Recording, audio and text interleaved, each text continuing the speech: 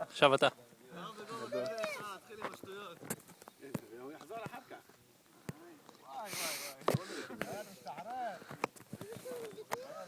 נראה כאילו לא יפה. זה גם פעם ראשונה שלו עם הרתמה הזאת.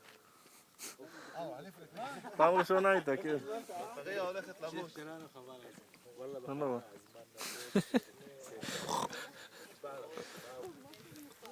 מה, הוא לא יכול להיכנס לרתמה? מה עשית? הוא עומד כאילו? לא, הוא יושב, אני חושב, אחרי. כאילו היא... מתי נראה לי צריך שהוא לשבת? שם את הרגליים בשביל לראות את הזווית שלהם, הקאדל אולי. אבל אפשר לשבת ברגע שאתה כבר רחוק מהקרקע? אפשר, אבל אתה יודע, פעם ראשונה. לא, יש לך בעיות? יש לי בעיה. גדול.